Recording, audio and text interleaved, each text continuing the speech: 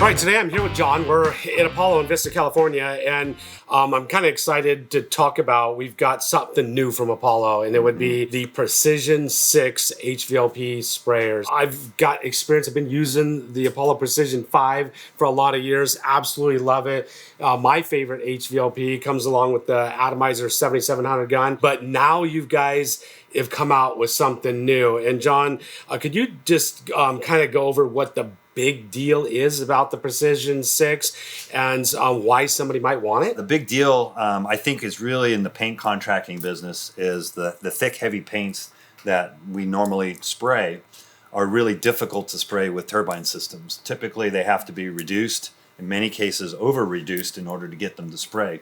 So a lot of guys end up going back to their airless systems because they just can't get the system, the paints to flow through a turbine system. Well, what we found now is with the 6-stage motor, because it actually has about 12% more power than the 5-stage, than the outgoing 5-stage, right. It actually will enable painters to be able to spray almost the same paints that you could with an airless system straight from the can, but you can now do it with an HVLP. So we've even sprayed products like Renner 765, which is a real heavy primer, the white, and we've sprayed that straight from the can and had it flow out beautifully. So what it enables painters to do now is to be able to use an HVLP system to spray paints that typically could only be sprayed with airless. Right. So you went from a 5-stage turbine to a 6-stage turbine. Correct. That's what it comes down to. Yep. Is there anything different, or why don't you just talk about some of the unique features of the Precision-6? And there's some things on it that I absolutely love, like the digital readout on it.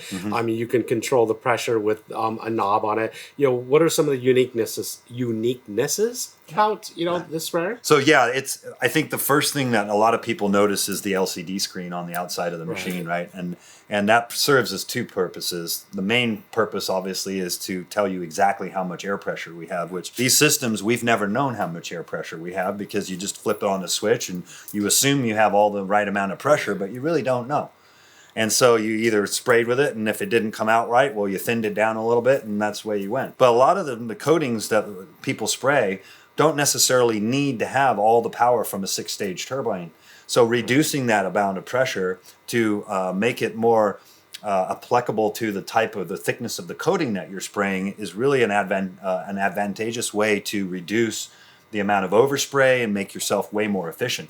So with this system, we can actually control the air pressure to an accuracy of 1/10 of a PSI, which is unheard of in the industry. Even from compressed air, you can't control a compressor that accurate. So we can control the pressure to 5.2 PSI or something of that nature. Right. And by doing that, we can get exactly the right amount of air pressure for any given coating and get the perfect atomization without having wasted paint. Right? We can easily spray coatings with too much pressure, and we'll still get a nice atomization, but you won't get the efficiency.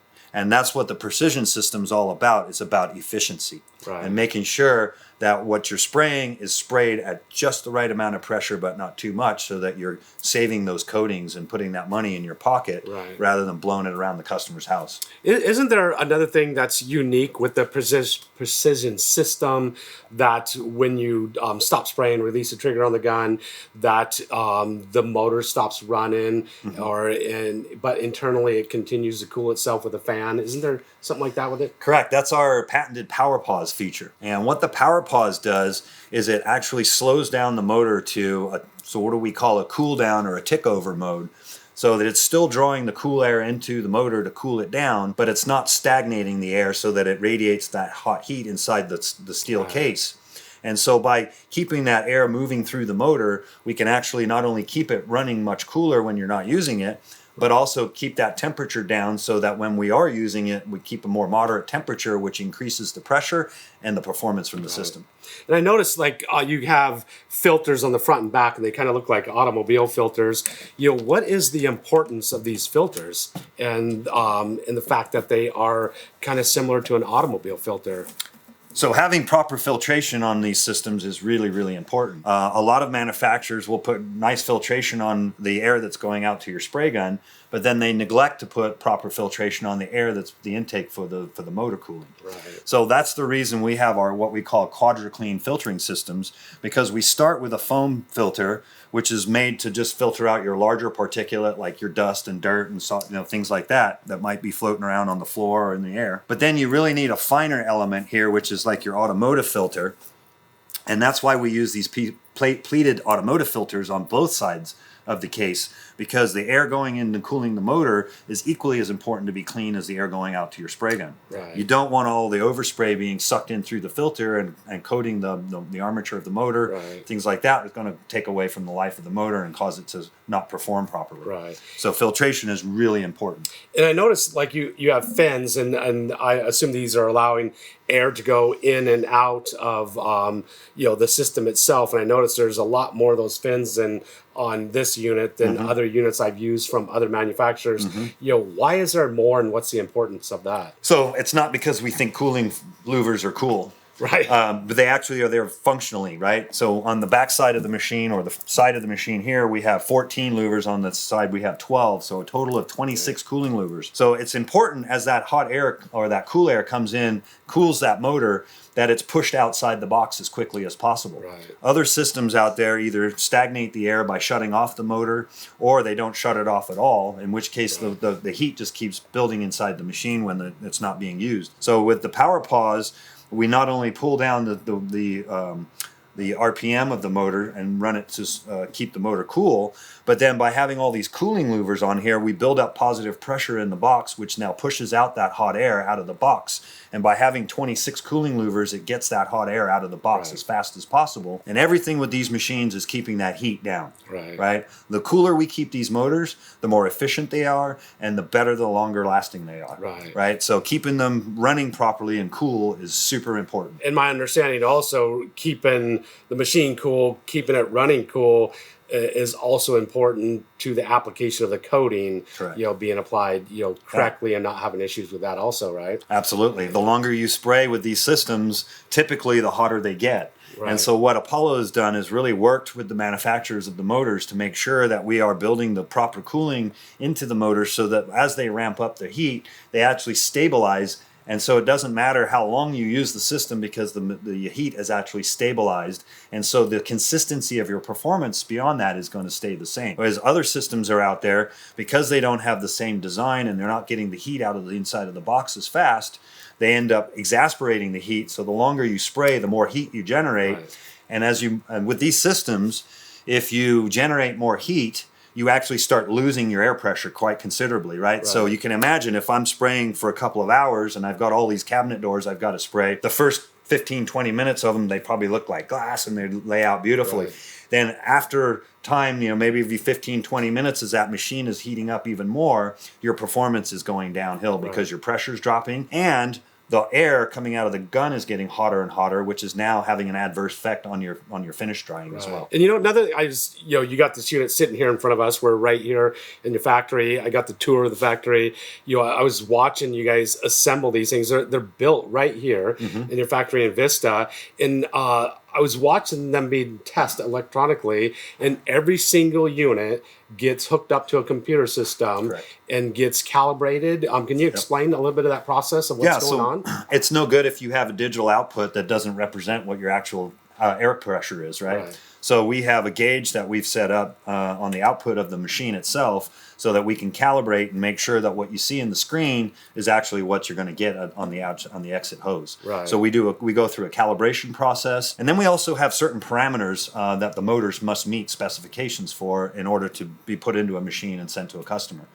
Every now and again, we'll find a motor that doesn't meet those specifications, so we'll actually put that on one side and send it back to the manufacturer. Even though the motor may run just fine, but it doesn't give us the proper pressures and what we're expecting out of the motors. So every single unit that goes out of this factory is tested and meets all the standards and tolerances. Yeah, we have a checklist that we have to go through, and then we have, as you said, our computer system that we hook up to it, because these machines now are getting very sort of technology built.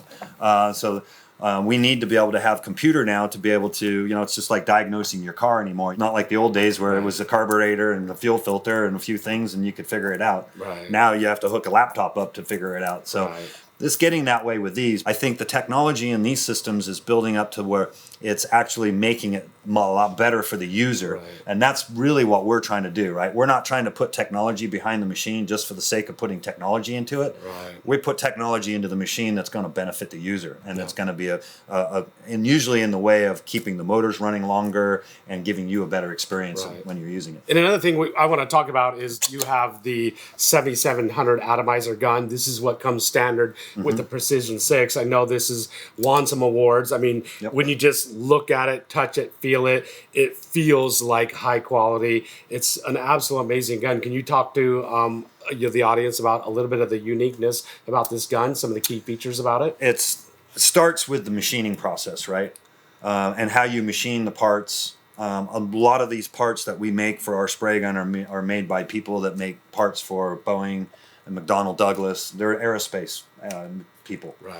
And so they're used to working with real tight tolerances on parts and things like that. And that's the way you get a quality gun.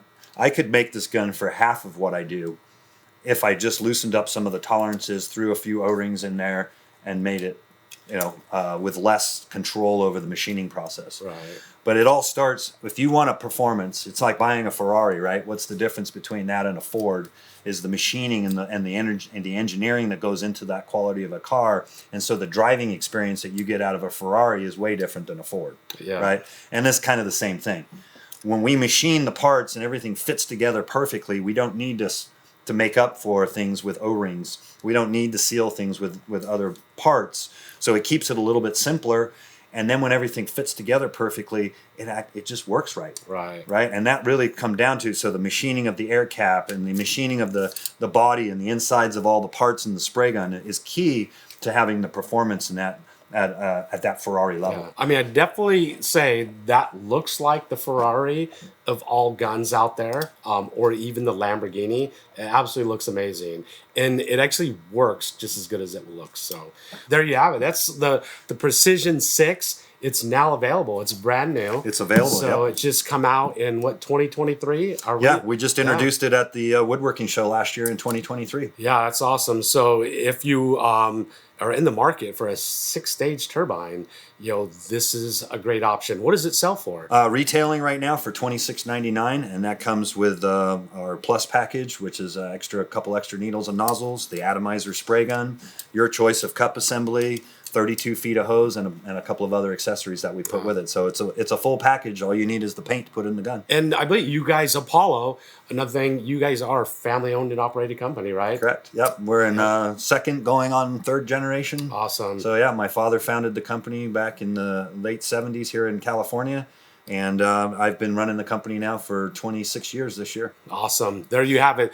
The Apollo Precision-6